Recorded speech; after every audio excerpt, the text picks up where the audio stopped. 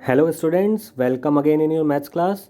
तो बेटा चैप्टर हम लोग पढ़ रहे थे फर्स्ट, दैट इज सेट्स, और एक्सरसाइज थी 1.4। क्वेश्चन नंबर 7 हमने कंप्लीट कर लिया था।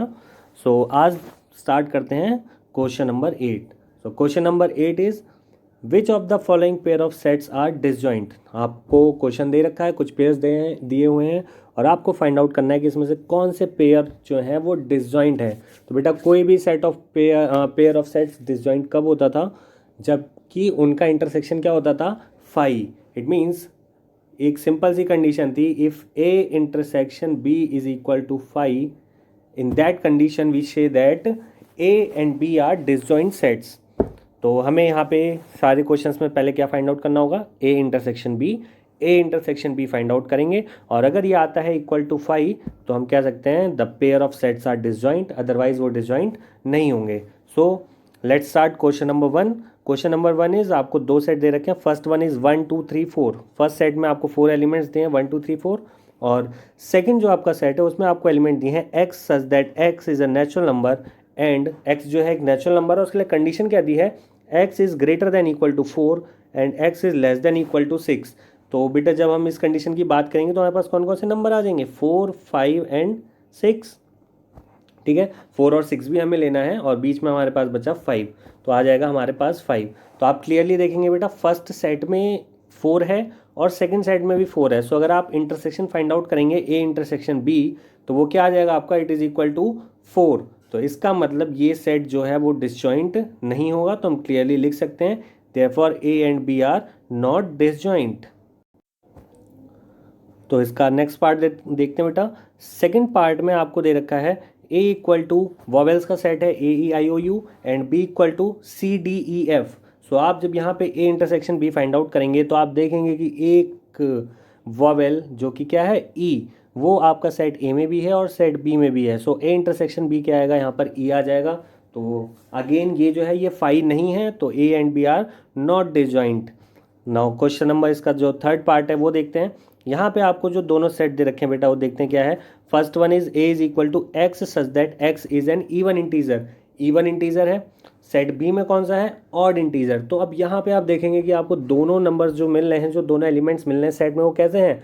वो हैं just opposite. It means one is even integer and second one is odd integer. तो बेटा कभी भी इवन नंबर और ऑड नंबर सेम नहीं हो सकता, बिकॉज इवन नंबर कौन से नंबर्स होते हैं? The numbers which can be divided by 2। जो 2 से कम्प्लीटली डिवाइड होते हैं that numbers are even numbers, और जो 2 से कम्प्लीटली डिवाइडेड नहीं होते हैं that numbers are odd numbers. तो यहाँ पे जब आप इंटरसेक्शन फाइंड आउट करेंगे you will find A intersection B equal to 5, because दोनों ही जो सेट आपको दे रखे हैं वो कैसे हैं? Just opposite.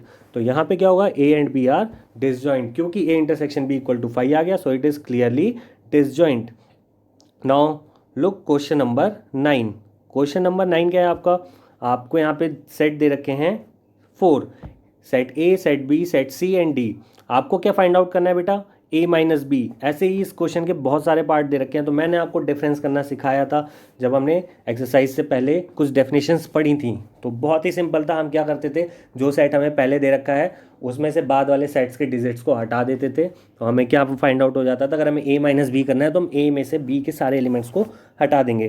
तो देखते हैं यहाँ पे, बहुत ही सिंपल सा पार्ट है। अगर हमें फाइंड आउट करना है ए माइनस बी तो क्या करेंगे? हम देखते हैं सबसे पहले कौन कौन से सेट हमें लिखने होंगे। तो ए माइनस बी इक्वल टू हो जाएगा बेटा, सबसे पहले आप लीजिए ए में आपका फर्स्ट एलिमेंट है 3, तो आप चेक करेंगे कि बी में कहीं पर 3 है, बी में कहीं पर भी 3 नहीं है, तो इट मीन्स 3 यहाँ पर आ जाएगा। फिर आप चेक करेंगे सेकंड 6 भी कहीं नहीं है, 6 आ जाएगा। थर्ड एलिमेंट इज 9 भी बी में नहीं है, तो 9 भी आ जाएगा। Next one is 12। आप देखेंगे बेटा 12 ए में भी है और 12 बी में भी है, तो जब हम माइनस करेंगे इट मीन्स 12 यहाँ से हट जाएगा, 12 नहीं लिखेंगे। नेक्स्ट इज 15 यहाँ पर नहीं है बी में, तो आपके पास आ जाएगा 15। उसके बाद आप देखेंगे नेक्स्ट वन इज 18 यहाँ पर नहीं है, तो क्या आ जाएगा बेटा आपका यहाँ पर 18। और उसके बाद लास्ट में आप फाइंड आउट करेंगे 21। सो 21 भी बी में नहीं है, तो आप क्या लिख देंगे यहाँ पे 21। तो ये सेट आपका क्या आ गया? ए माइनस बी। सो बहुत ही सिंपल क्वेश्चंस हैं। आपको क्या करना है, ध्यान रखिए कि बी के जो बाकी बचे हुए एलिमेंट्स हैं उनसे कुछ लेना देना नहीं है, उसे कहीं भी नहीं लिखा जाएगा। ए माइनस बी कहीं भी आप माइनस करेंगे तो जो भी आपको सेट मिलेगा उसमें कौन से एलिमेंट्स होंगे? सिर्फ और सिर्फ फर्स्ट सेट के एलिमेंट्स होंगे, और जो बाद वाला सेट है उसके एलिमेंट्स को आप उसमें से माइनस कर देंगे अगर ऐसा कोई एलिमेंट दिख रहा है आपको तो। ओके, सो बहुत ही सिंपल क्वेश्चन है, ऐसे ही आपको इसके कुछ पार्ट्स फाइंड आउट करने बेटा। जैसे मैंने आपको फर्स्ट पार्ट बताया माइनस करना, तो ये सब्ट्रैक्ट करना बहुत ही सिंपल पार्ट है। इस क्वेश्चन के सारे पार्ट्स जो हैं बाकी के वो आप अपने आप करेंगे, बहुत ही ज़्यादा ईजी है। ओके, तो अब देखते हैं हमारा क्वेश्चन नेक्स्ट जो है question number 10। Here x equal to A B C D. First आपको सेट दे रखा है x, उसमें एलिमेंट्स हैं ए बी सी डी।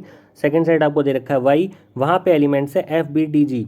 तो आपको तीन चीज़ें फाइंड आउट करनी है। First one is x minus Y. So बहुत ही सिंपल है, x माइनस वाई करना है। तो आप देखते हैं क्या x माइनस वाई अगर फाइंड आउट करना है तो x माइनस वाई हम करेंगे। तो पहला टर्म हमारे पास x में है a, जो कि y में कहीं नहीं है, तो आप a को नोट डाउन कर देंगे।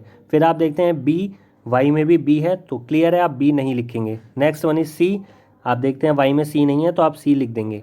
उसके बाद लास्ट जो टर्म है x का वो है d, जो कि y में भी है, तो इट मीन्स ये भी माइनस हो जाएगा। तो सिर्फ आपके पास क्या बचा, a comma C. So x minus Y is equal to a comma C. Same as जो इसका सेकंड पार्ट है वहाँ पे आपको निकालना है y माइनस एक्स। सो y माइनस एक्स के लिए y को पहले लिखेंगे, x को बाद में लिखेंगे। और स्टार्ट करते हैं फर्स्ट एलिमेंट से। फर्स्ट एलिमेंट इज f, तो f देखेंगे आप सेकंड सेट में कहीं भी नहीं है, f नोट डाउन कर देंगे। फिर आप आते हैं b, सेकंड सेट में b है तो b नहीं लिखेंगे। फिर आप देखते हैं d, सेकंड सेट में d भी है तो d भी माइनस हो जाएगा, नहीं लिखा जाएगा। और लास्ट एलिमेंट है g, जो कि सेकंड सेट में नहीं है, तो सेकंड एलिमेंट इसका आ जाएगा g। So it is f comma g। And the third part is question, third part of question is x intersection y। तो इंटरसेक्शन क्या होता है, कॉमन, मतलब कि जहाँ पे एक जैसी विचारधारा के लोग इकट्ठा होते हैं उस जगह को बोलते हैं इंटरसेक्शन। सो यहाँ पे आप देखेंगे दोनों सेट्स में जो कॉमन एलिमेंट्स हैं वो लिखे जाएंगे इंटरसेक्शन में। तो x इंटरसेक्शन y की बात हो रही है, आपने सेट x लिख लिया, सेट y लिख लिया, और आप देखेंगे कि सिर्फ और सिर्फ दो ही एलिमेंट आपको कॉमन दिख रहे हैं। हमेशा ध्यान रखिए, पहले सेट में जो एलिमेंट्स हैं उनसे स्टार्ट कीजिए। a देखिए a नहीं है, b दिख जाता है आपको तो आप b लिख देंगे, c नहीं है, d दिख जाता है दोनों में तो आप d भी लिख देंगे। तो x इंटरसेक्शन y के आगे आपका b कॉमा d। बहुत ही सिंपल सा क्वेश्चन था ये। Now next question, question number 11। थोड़ा सा बहुत छोटा सा क्वेश्चन है, थ्योरेटिकल क्वेश्चन है। If r is the set of real numbers, r is the set of real numbers. Real numbers में कौन से नंबर्स आते हैं बेटा, रियल नंबर्स में हमने बताया सारे नोन नंबर्स आते हैं। मैथमेटिक्स में जितने भी नोन नंबर्स हैं all numbers are in the set of real numbers. Mainly जब हम रियल नंबर्स को डिवाइड करते हैं टू पार्ट्स में, तो कौन से टू पार्ट्स में डिवाइड करते हैं, क्लास 9th में पढ़ा था ये हमने। रियल नंबर्स को हम टू पार्ट्स में डिवाइड करते हैं, rational numbers and irrational numbers. Okay, तो आगे पढ़ते हैं। क्वेश्चन में दिया है R is the set of real numbers and Q is the set of rational numbers. ठीक है, क्यू एक सेट है किसका, रेशनल नंबर्स का। Then what is R minus Q, you have to find R minus Q. So बेटा अभी अभी मैंने आपको जस्ट बताया कि रियल नंबर्स को हम दो पार्ट में डिवाइड करते हैं, mainly rational numbers and irrational numbers. तो अगर रियल नंबर्स के सेट में से रेशनल नंबर्स को हटा दें तो कौन से नंबर्स बचेंगे, सिंपल सी बात है, इरेशनल नंबर्स। तो r माइनस क्यू करते हैं आप, तो आपको कौन सा सेट मिल जाएगा, सेट ऑफ इरेशनल नंबर्स। बहुत ही सिंपल सा क्वेश्चन था। Now next question, question number 12। Question number 12 is state whether each of the following statements is true और फॉल्स। ट्रू और फॉल्स बताना है आपको। तो फर्स्ट आपको जो स्टेटमेंट दे रखा है वो क्या दे रखा है, एक सेट आपको दिया है पहले 2 3 4 5 एंड सेकंड सेट आपको दिया है 3,6। बोला है 8 डिसजॉइंट सेट्स, ये दोनों डिसजॉइंट हैं। तो कोई भी सेट डिसजॉइंट कब होता है, जब उनका इंटरसेक्शन होता है क्या, 5। जब दो सेट्स का इंटरसेक्शन होता है 5, उस कंडीशन में ही हम बोलते हैं कि that the pair of sets are disjoint. तो हम यहाँ पे देख लेते हैं, जो हमारा फर्स्ट सेट है वहाँ पे आप देख रहे हैं बेटा क्लियरली 3 दिख रहा है आपको, और सेकंड सेट में भी 3 है। तो आज जब इंटरसेक्शन फाइंड आउट करेंगे इसका तो क्या मिलेगा आपको, आपको मिल जाएगा 3। सो आपको 5 तो नहीं मिला ना, कोई एक एलिमेंट मिला। So these set are not disjoint set, ये डिसजॉइंट नहीं होंगे। Now second one is, second one में फर्स्ट सेट में आपको दे रखा है AEIOU और सेकंड में दे रखा है ABCD। तो क्लियरली हमें सबसे पहले ही दिख गया कि फर्स्ट एलिमेंट जो A है वो दोनों में कॉमन है। तो जब आप इंटरसेक्शन फाइंड आउट करेंगे इनका तो आप क्या लिखेंगे वहाँ पे A, आपको वहाँ भी 5 नहीं मिलेगा। So it is also false. Now third one is, first set में आपको एलिमेंट दिए हैं 2 6 10 14, सेकेंड सेट में एलिमेंट दिए हैं 3 7 11 15। तो फर्स्ट से मैच करते हैं कि फर्स्ट में है 2, सेकंड में कहीं नहीं है, फर्स्ट में 6 है, सेकंड में कहीं नहीं है, फर्स्ट सेट में 10 है, सेकंड सेट में कहीं नहीं है, और फर्स्ट सेट में है 14, वो भी सेकंड में कहीं नहीं है। तो अब आप जब इन दोनों सेट्स का निकालेंगे इंटरसेक्शन तो आपको क्या मिल जाएगा, 5 मिल जाएगा। इट मीन्स कि ये सेट्स कैसे हैं, ये हैं डिसजॉइंट। ठीक है, नाउ लास्ट वन इज, आपको पहला सेट दिया है 2 6 10 और दूसरा दिया है 3 7 11। तो यहाँ भी क्लियरली दिख रहा है, जब इंटरसेक्शन निकालेंगे तो आ जाएगा 5, क्योंकि कोई भी एलिमेंट कॉमन नहीं है। तो ये सेट्स भी हमारे कैसे हो गए, disjoint sets. It means it is also true. So ये था आपका लास्ट क्वेश्चन। तो एक्सरसाइज हो गई है हमारी कंप्लीट। तो चैप्टर सेट में हम एक्सरसाइज कर रहे थे 1.4 जो कि कंप्लीट हो गई है। तो अब आपको क्या करना है, आपको करना है इसे अपनी नोटबुक में। तो हमने जो आज क्वेश्चंस किए वो सारे क्वेश्चंस, और एक क्वेश्चन के मैंने आपको बहुत सारे पार्ट्स दिए हैं जो कि बहुत सिंपल हैं। तो घर पे खाली नहीं बैठना है, आपके पास बहुत सारा टाइम है, इस टाइम को कीजिए पूरी तरीके से यूटिलाइज। ठीक है, तो ये आपको एक्सरसाइज 1.4 तक का वर्क अपनी नोटबुक में कंप्लीट करना है।